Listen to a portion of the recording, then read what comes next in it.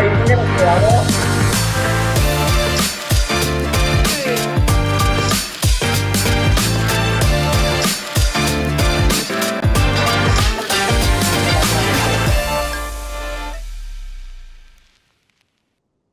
Welcome to the divisional round of the NFL playoffs. I am Kelly Stewart here on Bet On It, powered by Wager Talk TV. Let's bring in Marco D'Angelo and Joe Raineri of WagerTalk.com. First, guys, I'd like to apologize if anything is wrong with my connection, my sound, my video, etc. I am in Kansas City. Had an absolute blast last night at the K-State game, and I'm headed to Arkansas, Mizzou with Adam Trigger right after this. So we're going to work through the technical issues and work through my problems with my liver. Marco D'Angelo, before we get started, you have a little package, if you will, up for sale over at WagerTalk.com.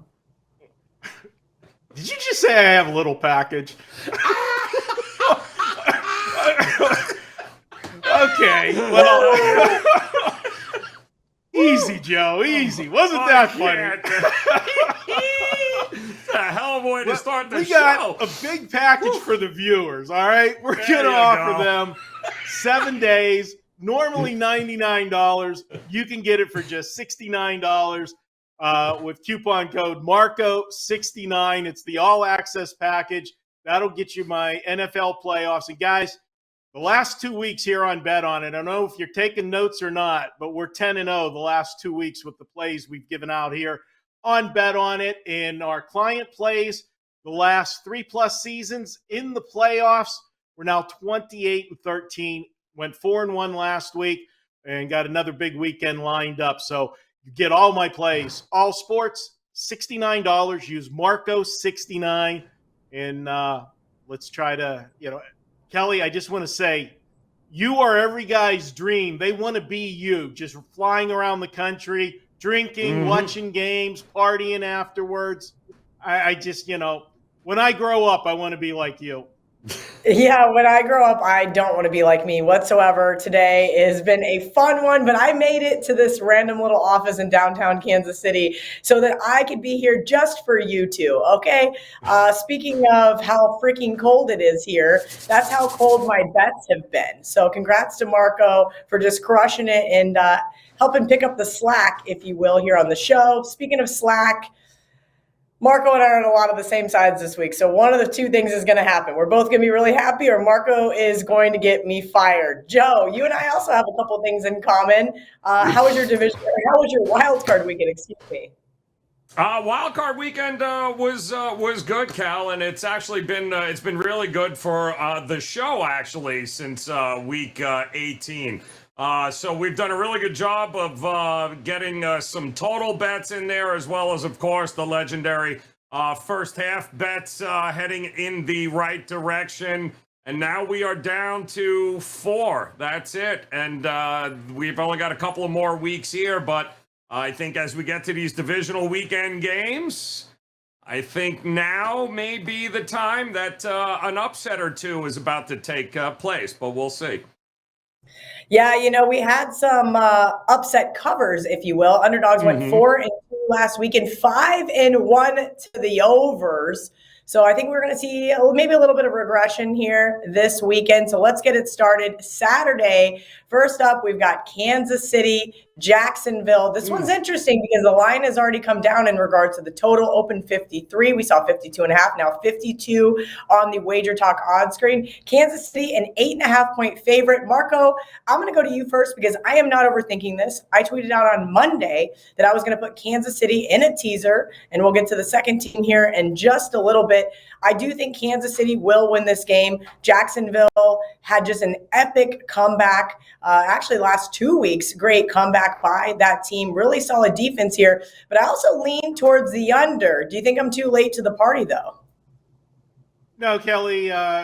53, 52, 52 and a half. You're still okay. Now, I would start to be concerned here if we lose any more value if you are looking at the under. And I will point out, if you're seeing money coming in on an under early in the week, that's generally going to be pretty sharp money because the John Q. public, as I like to refer to, they're not running out on Wednesday afternoon to bet unders, okay? Especially after what we saw last week with all of the games.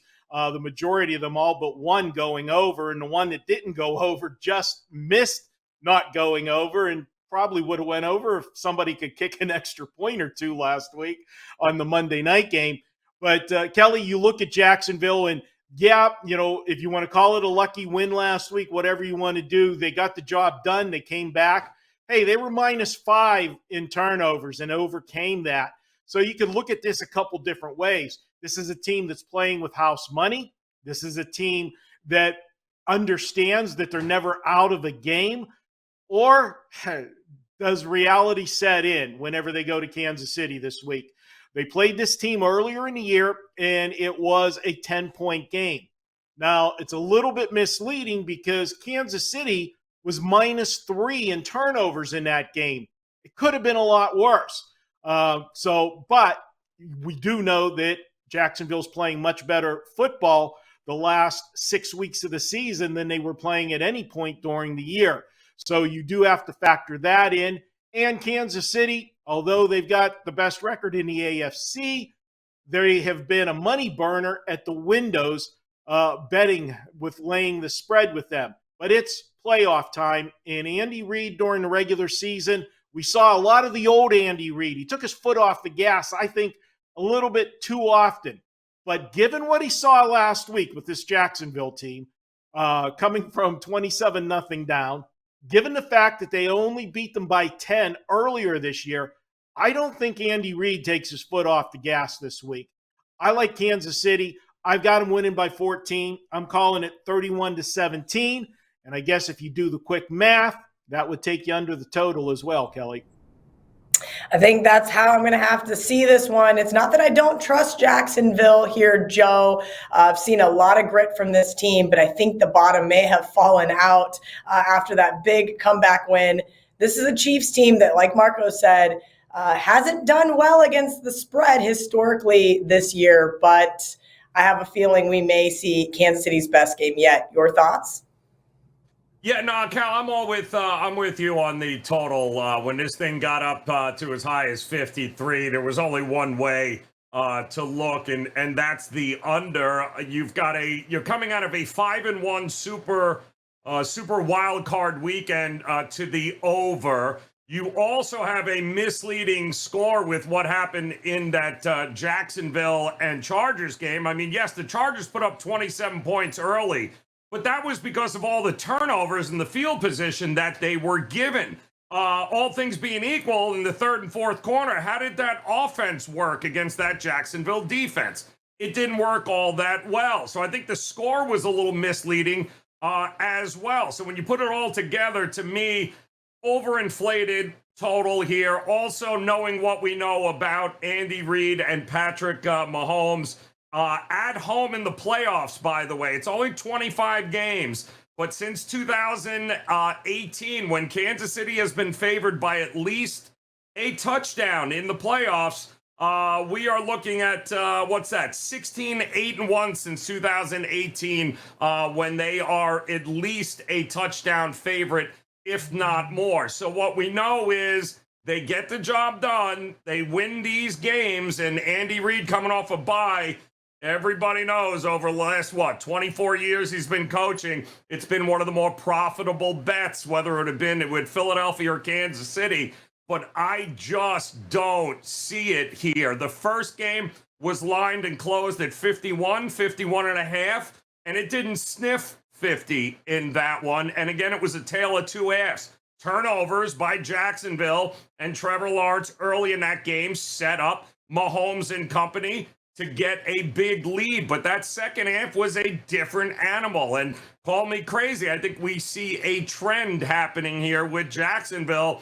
Mistakes early, rebounding, adjustments in the second half, and they look like a different team. This is a team that can play one half of football and run you over. I mean, they're a very dangerous team right now, and they've proven it. Maybe a Kansas City first half look here, anticipating same situation. Maybe a mistake or two that KC takes advantage of, but hold on to the second half. It might be a whole different ball game, but I absolutely think 52 and a half, 53, overinflated. The value to me is all on the under in this game. Joe, you absolutely nailed it. The Jags' second half has been a very profitable one all season long. I did not jump on it against the Chargers to try to save some face because I had basically given up on them at that point. But it would have been a nice ticket to cash to wake up to see that Jags winner and a nice second half cash again. Let's go Saturday, 4:30 Eastern, 1:30 Pacific. New York Giants at our producer Dan's Philadelphia Eagles. Eagles are a 7.5-point favorite, total 48. Now, I'm not looking at this total here because I'm not sure what we're going to see offensively from the Giants because this week they're not playing the Vikings defense. But I will tell you this. I think it's an absolute no-brainer to tease the Eagles in this one with the Chiefs. As I mentioned, I did tweet that one out on Monday. So I'm not overthinking this one, Joe. Just keeping it simple here with a kind of Wong-esque teaser. I know these totals are a little higher than we would traditionally like, but I do think that both of these teams win by at least a field goal. Do you agree with me there, or are you looking maybe at the other side for a possible Giants upset to ruin Dan's entire existence? Well, yes to both of those things, because I want to be an absolute gluttonous pig. I want to be as, just give me, I want not only to cover the teaser, but I want the Giants to cover the 7 and the hook. But listen, the reality is the things that I'm worried about with Philadelphia is the fact that by the time this game kicks off, Jalen Hurts will have played one game in the last month, right? They have not played a real meaningful game, Philadelphia, in about that same time. When you look at who they've had to beat here now over down the stretch. Week 16, 40-34 to the Cowboys. And that was Gardner Minshew. Week 17, they lost to the Saints of all teams, 20-10. Last week, Hurts comes back, barely, looks all sorts of rusty and awful there. 22-16, they get it done. But now all of a sudden they have a week off and look, here we go. We're going to play another football game against a team that quite honestly is not going to look anything defensively like the team that they beat in week 14. Leonard Williams, back. Adoree Jackson, back. Xavier McKinney, back. That secondary and defense for the Giants is totally different than the one that the Eagles beat back in week 14. How did Justin Jefferson do again in that game against that new secondary back there with all the starters healthy? Not great. And if they do the same thing to A.J. Brown, I got news for you. This Eagles team is in trouble. They're better against the pass defensively than they are the run. But we know between Daniel Jones's legs and Saquon back there, I think this is going to be the shootout of the weekend. I know everyone's looking at Kansas City and Jacksonville, but not me. I think both these offenses are going to have some success. I think points are coming. I think this is going to be a great game, and it's going to come down to the final couple of minutes and which team can make a defensive stop, let's put it that way, because I think this thing soars over the 48 and a half total that's on the board right now. Marco, sounds like Joe anticipates a shootout. Now, I do have my questions about how healthy Jalen Hurts is as well, and I think that's a big question mark here and why I really don't want to get involved outside of the teaser. Do you have concerns about his health? Do you think that he knocked the rust off? This is an issue, right? Anytime you haven't played for a couple of weeks, and you could make the same argument for the Chiefs having a first-round bye. We've seen guys not come out and play their full potential. Do you have concerns about that as far as betting the Eagles, or did you already like the Giants to begin with? No, I'm on the Philadelphia side here, and I'll make Dan happy. The concerns about Jalen Hurts, they're legitimate, but here's the thing. We talk about, you mentioned teams with the bye, is that a plus or a minus a lot of times? In this instance, I joked with Dan off air several times. If there was ever a team that needed the first round bye, it was the Philadelphia Eagles. They got Jalen Hurts back the final game of the season. He did just enough that what they had to do. They were over a 2-touchdown favorite in that game. All they needed to do was win the game to secure home field advantage and then, get some time off again. I like them here. The Giants, you can't fault anything they did last week. But Kelly, as you led the show, is they're not facing Minnesota's defense. And as much as Joe said that the Giants defense, is healthier than it was before, yeah, it is. But they still let Kirk Cousins complete 32 of 40 for 271. You would think with 32 completions that they would have had more yardage. They weren't able to go downfield, and they did take Jefferson out of the game, or kept him in check, I should say. But I just like Philadelphia here. I don't think it's going to be quite the high-scoring game that we saw last week with the Giants. Everything came too easy against Minnesota. The key here, and that's why I don't think it's going to be the shootout that Joe thinks, is Philadelphia's defense, to me, is vulnerable to stopping the run. That's my concern, is if Barkley is able to run the football. And if he is, the Giants are going to continue to pound that. They don't want to get into a shootout with Daniel Jones. Even though he did well last week, this is still a quarterback that I'm not sold on. The Philadelphia teasers, yes, they're all there. And yes, it looks too easy just to grab Philadelphia and Kansas City and not think about it.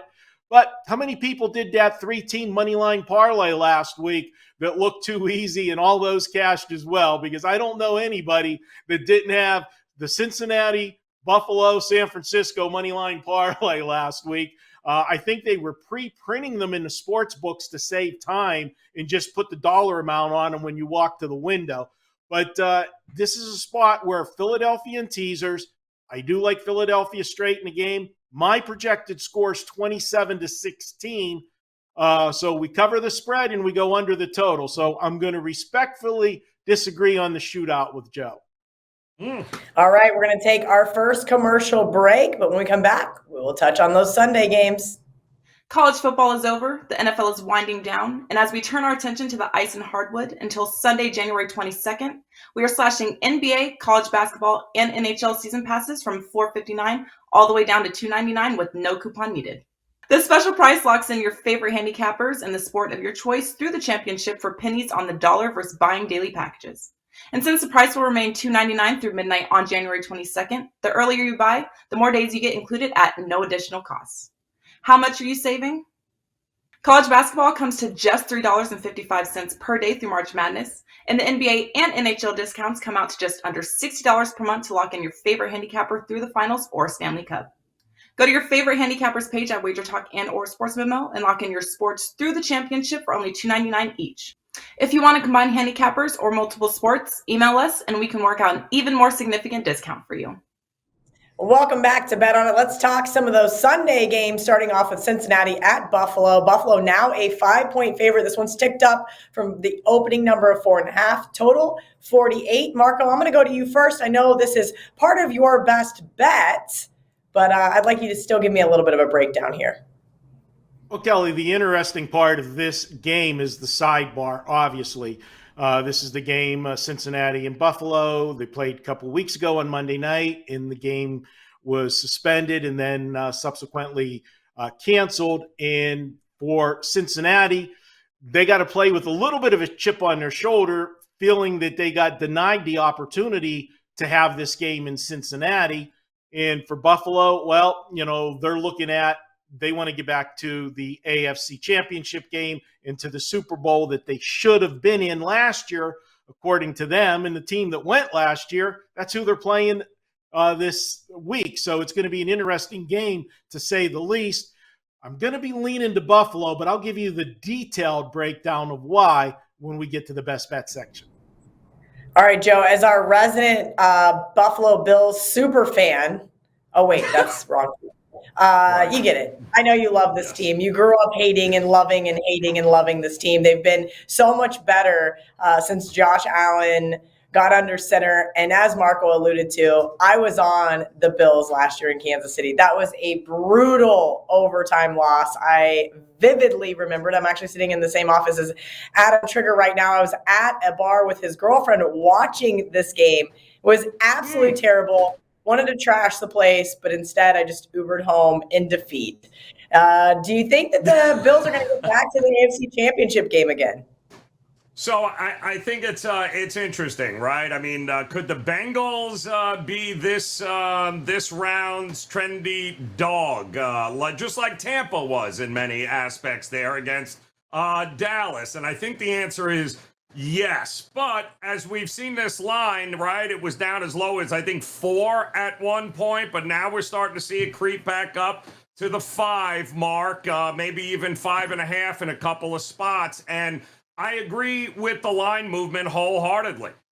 This is not, and I think this is where the danger comes in for people. This is not the same Cincinnati Bengals team that played in the Super Bowl a year ago and was this close to being able to pull off the upset. This is a totally different team. It's a different team from the standpoint of this offensive line is a mess right now. They lost Jonah Williams now. They've already lost Kappa. So they've got 3 guys that were starting offensive linemen for them during a fantastic streak, as you can see there, beginning right around right around the end of October, beginning of November. They started rattling off all those wins and covers. While it was a new offensive line, there were some new pieces. They invested a lot of money in that spot because they knew if we protect Burrow and if we can run the ball, we're going to be okay. And when that line was intact and started to find their groove, it was great. All of a sudden, they started dropping, and La'el Collins, and whether it be Kappa, and now Williams with the dislocated kneecap, they're in trouble. Did you see how many yards they got against the Ravens? Not a whole lot. In fact, the biggest problem is every time he gets pressure and every time he gets sacked and they can't run the ball. Did anybody even talk about Joe Mixon in that game? No. The problem with this Cincinnati team is they can't protect Burrow. If you can't protect Burrow, then you don't have a chance of winning because you're not going to be able to run with Mixon. And then, oh yeah, how about the defense of Cincinnati? Not the same defense from a year ago either. They are absolutely suspect in the back end of that defense. They lost their best linebacker last month here. Hendrickson's a little bit hurt as well, not nearly as capable as he was a year ago. So there are so many different things defensively about this team.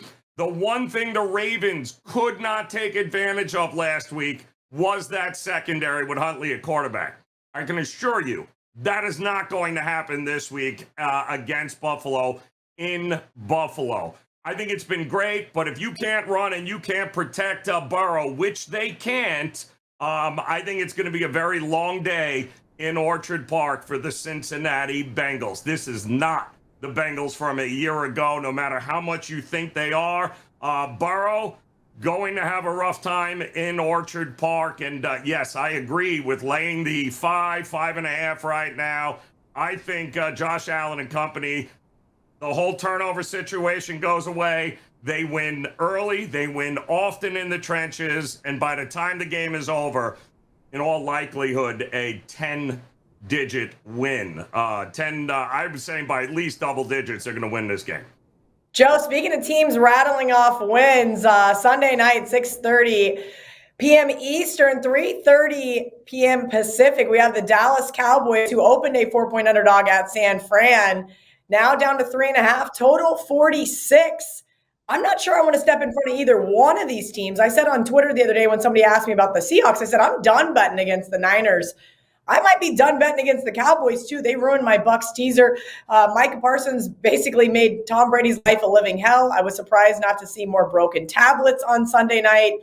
This one's a tough one, and I really don't have a great read here. What are your thoughts? I think this is going to come down to, which quarterback makes the mistake, because both defenses are absolute monsters. They've been two of the best defenses in the National Football League this year. Cowboys and 49ers led just about every other team in takeaways. We know about the pass rush. It's well documented, both on one side, Parsons on the other. All 3 levels of these teams have been absolutely phenomenal. These are top 5 defenses going up against offenses that also can put some points up on people. So are we going to get a high-scoring affair, or is this thing going to feature more defense, and then it's just a matter of which one of those defenses can take advantage of a mistake? We've talked about it. We talked about it last week. You're talking about a guy that missed 5 or more games here, and Dak Prescott still led the National Football League in interceptions. Still don't trust Mike McCarthy and company there in a big game. I'm still part of that. I've got to see it to believe it. What we saw this week from Tampa, was fantastic. Loved it. Where has that been all year? But you went up against a team, number one, that can't run the ball. What'd they have? 12 yards rushing in that entire game. It was a matter of time before against a defense like that and an inept offense with Tom Brady and company, that this Dallas team was going to look that good. And I think it's given us an opportunity here for those that are looking to back the 49ers. I think you're getting it at a much better number now because the recency bias is, oh boy, the Cowboys are back, and Purdy's going to turn into a pumpkin. And listen, that might all be true, but it ain't going to happen in the first half. Now, if there's one thing we know about Shanahan, the reason Purdy is 6-0 at this point is because he hasn't asked him to do anything he's not comfortable doing. He's got every weapon in the world is surrounding him. He's got more than enough to be able to handle it. Just don't turn the ball over, and that's all Shanahan's been asking him. I think the scripted part of this game, the first half, is going to be won by the 49ers. What happens when all of a sudden maybe Brock Purdy at some point in the third or fourth quarter has to play from behind? We will see. Can they get enough pressure on him? We will see. But I trust Shanahan and that offense and that defense to be ahead at the break here. It's 2.5, and I got no problem laying that 2.5, thinking the 49ers, they are going to be ahead at the half, and then it's adjustment time, and we'll see where it goes from there. But give me the 49ers early in this game to have the lead at the break. Marco, that's interesting. Joe said he was waiting, or everyone's waiting for Brock Purdy to turn into a pumpkin. Yeah, we've been waiting for weeks. Here's a rookie quarterback who made his debut. The 49ers all but just said, okay, we got to go with what we've got based on other quarterback injuries. And he's done an excellent job for what his capabilities are. And so I said it last week. I said I didn't trust either quarterback, whether it was Tom Brady or Dak Prescott. I do think I trust Brock Purdy more than I do trust Dak. Dak played a flawless game. And when he does, that equates to a win for his team. When he doesn't, that means they have to play from behind. They need the defense to step up here. Again, still very kind of confused in how I want to bet this one. I want to say you got both really solid defenses, so let's start looking at some unders, maybe even a first half under to take a page out of Joe's book. But how are you looking at the Sunday night game, Marco? Well, Kelly, I'll be honest with you. Of the 4 games this weekend, this is the one that gave me the most problems with. I was on Dallas big on Monday night. Yeah, they look good. But, for me, the handicap was I looked at the full season body of work. And Tampa was a team that struggled offensively all year long. And let's be honest, Tom Brady's a statue in the pocket. And they weren't going to be able to run the football, which makes them a sitting duck when they're able to pin their ears. Now, because they fell behind in the game, it made it even worse because they abandoned the run completely, didn't even try. 12 carries the entire game for Tampa last week. That's not going to be the case this week. Now, here's my problem. And we talk about Brock Purdy. First off, I think this line is low.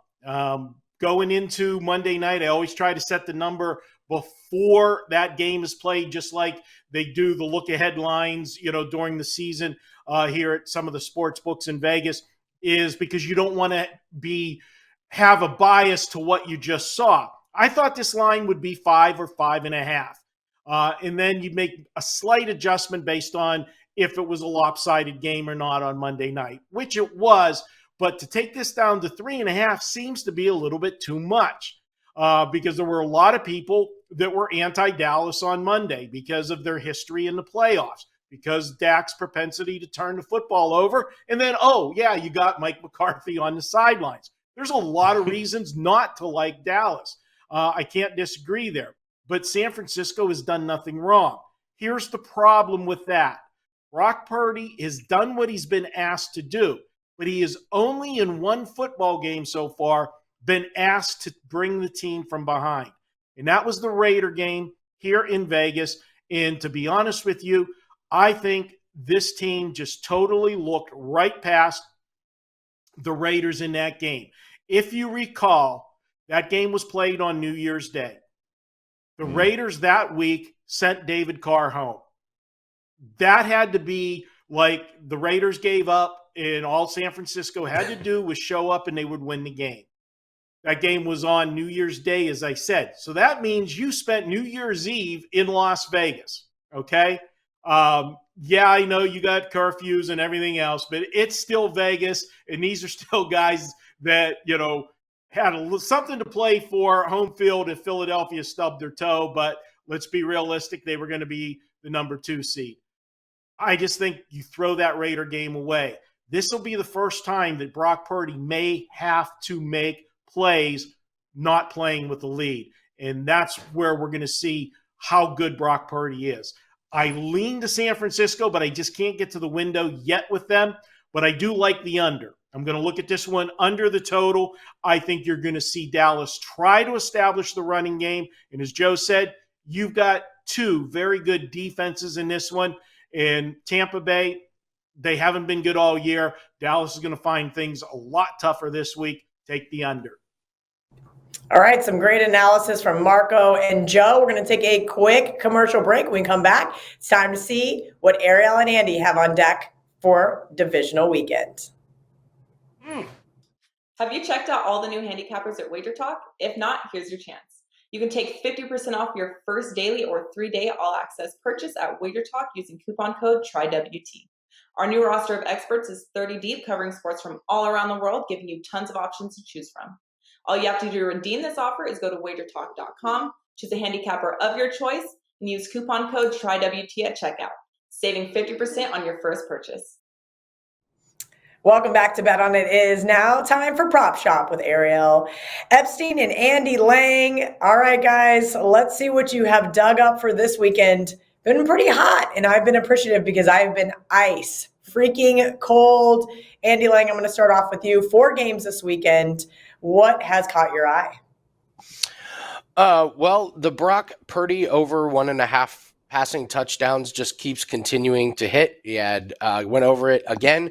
That is now every single game that he has started. He has thrown for over 1.5 touchdowns. So that prop is going really, really well.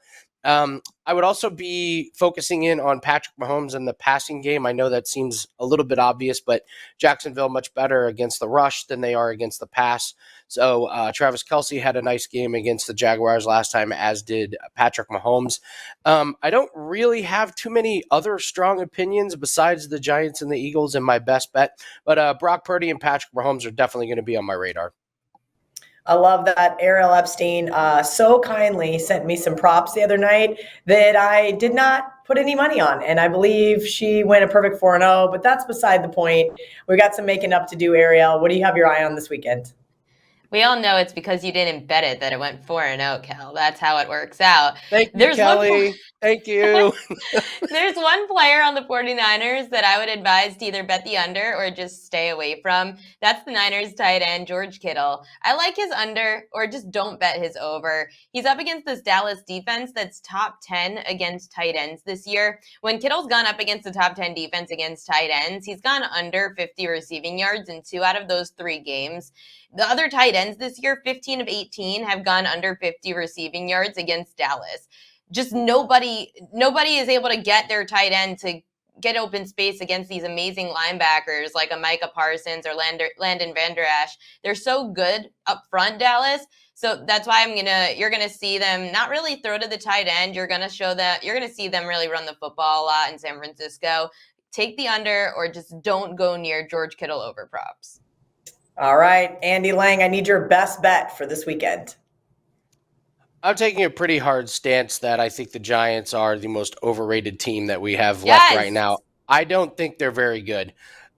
Since the bye week in the regular season, the Giants have 3 wins. They beat Davis Mills and the Texans, Taylor Heineke and the Commanders, and Nick Foles and the Colts. Congratulations. take out the 2 Vikings games, which I think is probably the worst defense in the league, Daniel Jones has less than 3,000 yards passing and only 14 passing touchdowns this year. He threw for 300-plus yards both games against the Vikings. The rest of the season, he had over 200 yards passing 4 times. On December 11th, with both teams played their starters, it was a complete ass-kicking. The score at halftime was 24-7. We were there. The game, it was yes, exactly. At 48-22 at the end of the game, the Eagles rushed for 253 yards. That was a home game.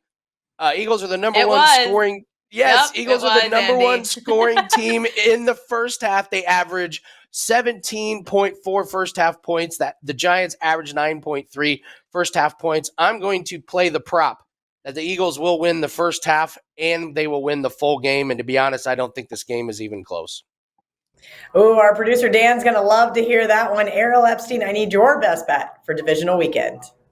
Oh, wow, there's so many throwbacks to Giants and Eagles at MetLife Stadium, and that's sweet. I mean, I'm telling you, just the second half of the game, I wasn't even watching the game that we were at. I was watching Red Zone and hoping that my Ravens, rest in peace, would show up on Red Zone. Anyway, I'm going with the Ravens, the team that the Ravens just lost to, Cincinnati Bengals, their quarterback Joe Burrow, to go over his pass attempts. Haven't seen the number out yet. Can't imagine that it's 40.5. I very rarely see a 40.5 pass attempts.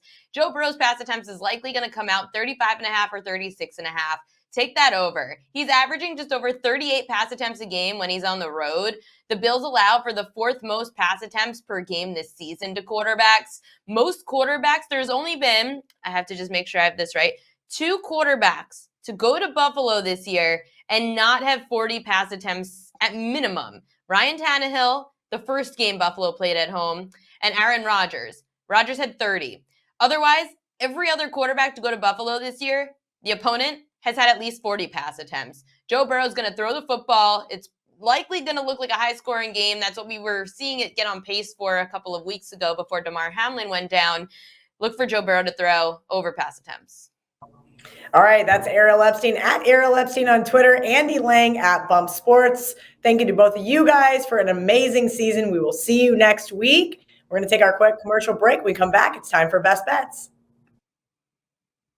College football is over, the NFL is winding down, and as we turn our attention to the ice and hardwood until Sunday, January 22nd, we are slashing NBA, college basketball, and NHL season passes from $4.59 all the way down to $2.99 with no coupon needed.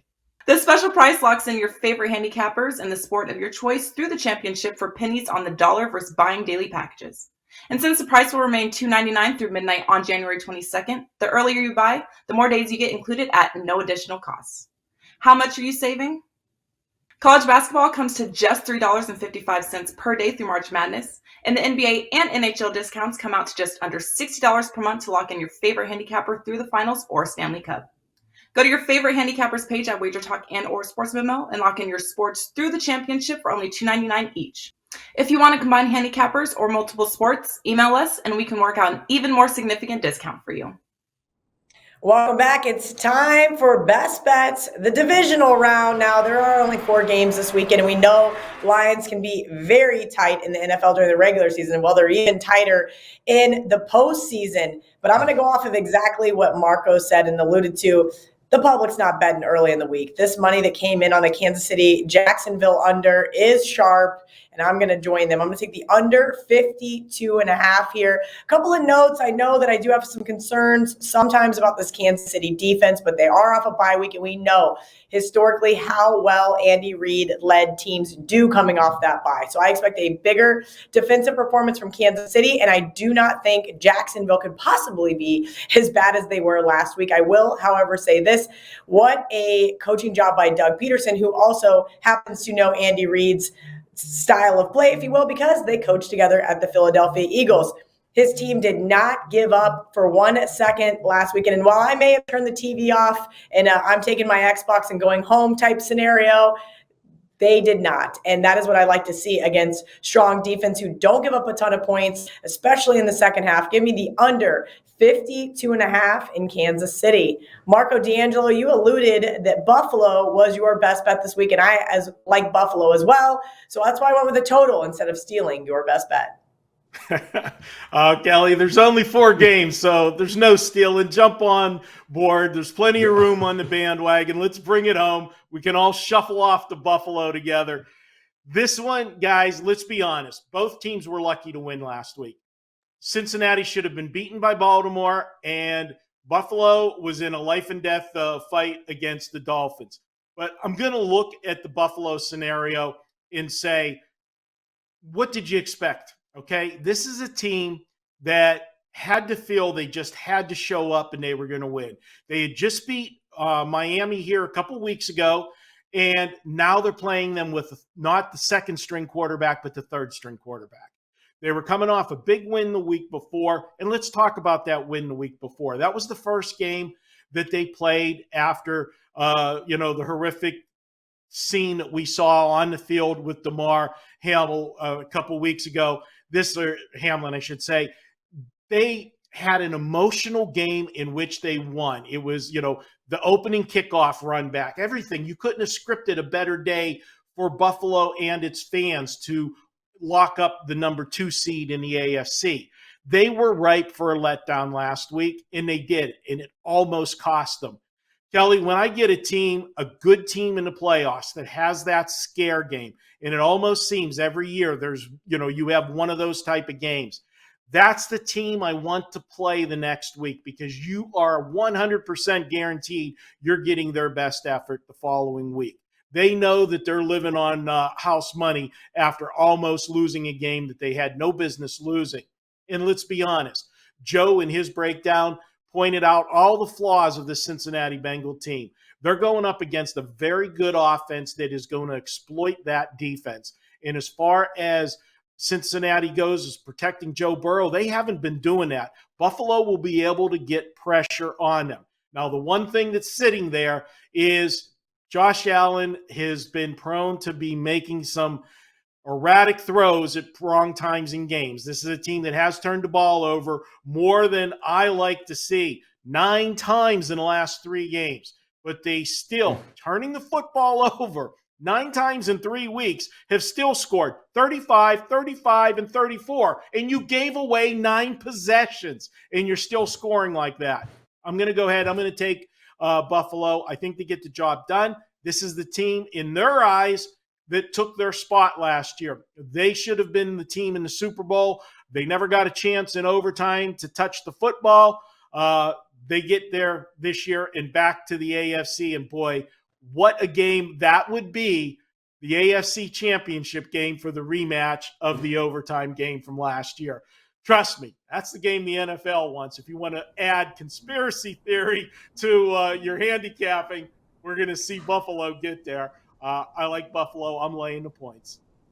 How hilarious, Marco. I do love a good script, and kind of like when Tom Brady threw that red zone interception the other night after Joe Buck said he never does those type of things.